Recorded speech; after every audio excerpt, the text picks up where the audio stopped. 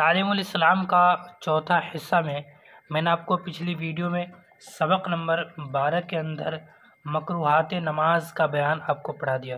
انشاءاللہ آج کی ویڈیو میں سبق نمبر 13 کے اندر نماز وتر کا بیان پڑھیں گے۔ تو ویڈیو کو شروع کرنے سے پہلے اگر آپ ہمارے اس چینل پر نئے ہیں تو اس چینل کو ضرور سبسکرائب کر لیں، شیئر کر دیں، لائک ضرور کریں۔ تو چلیے شروع کرتے ہیں۔ بسم اللہ الرحمن الرحیم۔ نماز وتر کا بیان۔ سوال: نماز وتر واجب ہے یا سنت؟ جواب: نماز وتر واجب ہے۔ اس کے پڑھنے کی تاکید فرض نمازوں کے برابر ہے، اور چھوٹ جائے تو قضا پڑھنا واجب ہے، اور بلا عذر قصداً چھوڑنا بڑا گناہ ہے۔ سوال: نماز وتر کی کتنی رکعتیں ہیں؟ جواب: نماز وتر کی 3 رکعتیں ہیں۔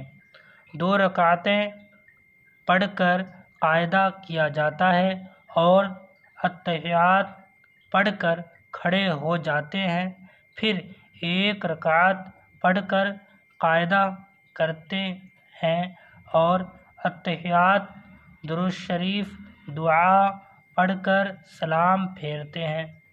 سوال: وتر کی نماز میں دوسری نمازوں سے کیا فرق ہے؟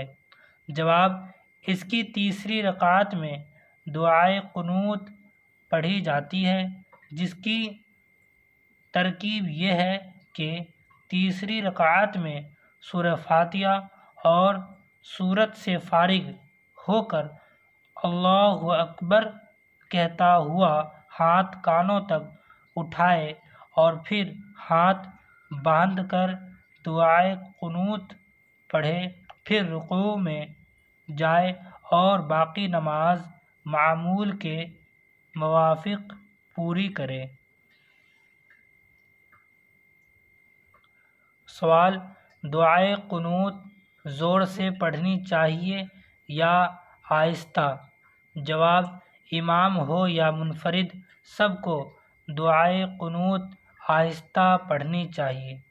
سوال: دعائے قنوت یاد نہ ہو تو کیا کریں؟ جواب: کوئی اور دعا مثلاً ربنا آتنا فی الدنیا حسنۃ وفی الآخرۃ حسنۃ وقنا عذاب النار پڑھ لینی چاہیے۔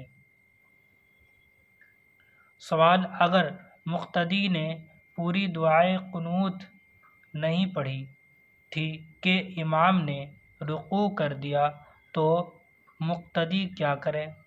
جواب: دعائے قنوت چھوڑ دے اور رکوع میں چلا جائے۔ یہ میں نے آپ کو سبق نمبر 13 کے اندر نماز وتر کا بیان آپ کو پڑھا دیا، ٹھیک ہے۔ انشاءاللہ اگلی ویڈیو میں سبق نمبر 14 کے اندر سنت اور نفل نمازوں کا بیان پڑھیں گے۔ اگر اس کے اندر جو بھی لفظ اگر آپ کو سمجھ میں نہیں آتے ہوں تو آپ ہمیں کمنٹ کریں، انشاءاللہ میں بتانے کی کوشش کروں گا، ٹھیک ہے۔ تو ملتے ہیں اگلی ویڈیو میں، تب تک کے لیے السلام علیکم ورحمۃ اللہ۔